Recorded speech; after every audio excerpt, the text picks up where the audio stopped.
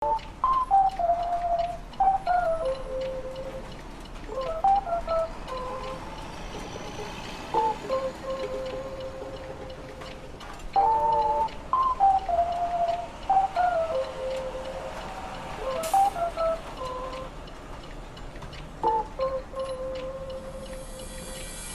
guys, today I'm going to be doing a review on the Sengoku Samurai. You might have already said, didn't you already do a review on the Sengoku Samurai? In that review, I feel like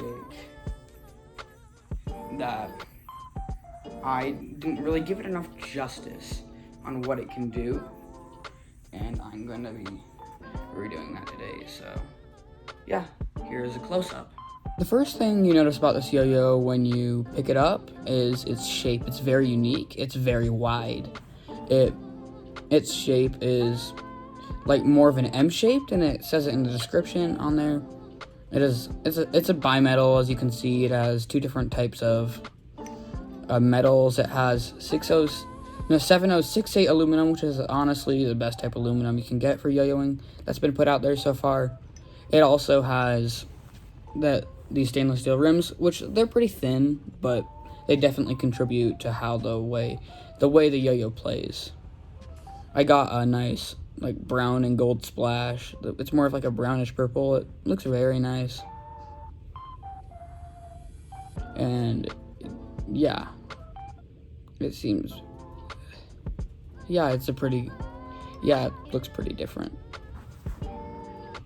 For the next part of the review, I'm going to be just talking about the yo-yo, what makes it so amazing, and how it lives up to the best yo-yo I've ever used, and how it plays in general, the complaints about it, and how good it is. Sorry for the noise in the background. My cousins won't shut up for some reason.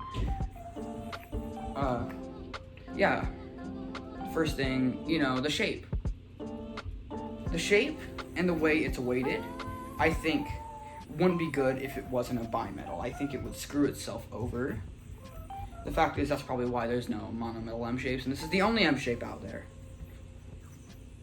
I say it whips really well. Complex tricks are really well, and usually with a wide yo-yo, doing complex tricks are pretty hard, because when you're trying to land on a singular string, just let's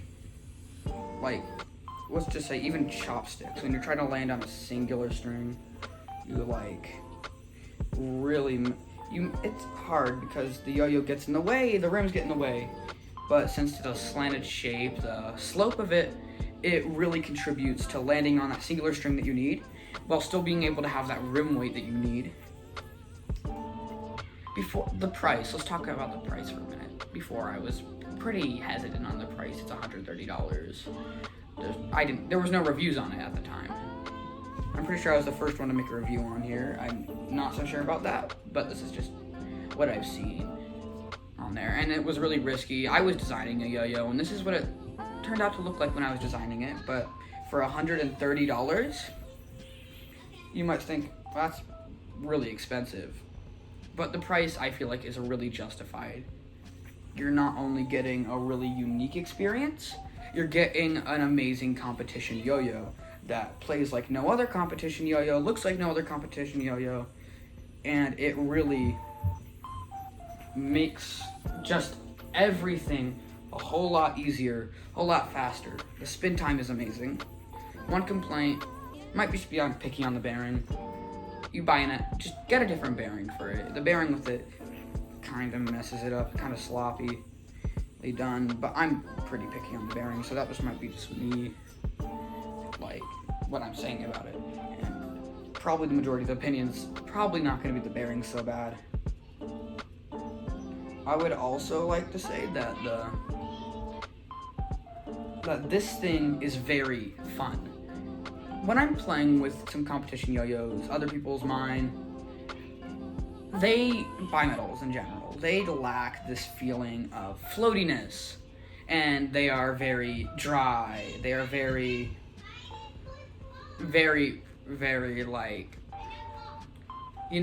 not fun. They lack sort of, something that you miss. Well, this still gives you that. it's not as much, but it's really fun, and you can still like play with it. You can hit everything on this yo-yo. It's amazing for horizontal. I'm not the best at horizontal. You should probably not take my word too much for horizontal, because I can do like a bit of a combo. I'm probably gonna mess up horrifically right now on it, but give me a second. I'm really getting there. It does snag a bit sometimes, but it's probably just because of me and I'm not really paying attention to what I'm doing. I gotta say, its spin time is really well. Not as long as the Edge Beyond though, not as long as my friend, like an orbital or anything like that, anything with big rims, but it gets the job done. It has like a spin time of like probably like 7-8 minutes, and I've seen, so before this I got some, when I bought it, like while it was shipping, I was looking at some reviews on Reddit, like Yo-Yo expert forums on this yo-yo. There was reviews, wasn't really a video though, and it kind of, they like said it wasn't stable, it wasn't a good yo-yo, it wasn't anything like that, and I kind of regretted buying it. But then after playing it for a bit, I realized that they were, no offense to these people, but they were wrong. They were pretty wrong about that. It plays amazingly. I'm really screwing up all my combos up for some reason right now. Like I'm screwing up my combos right now. It might be that I'm a little, anxious for doing this. But this yo-yo plays amazingly. It is extremely light. It's floaty.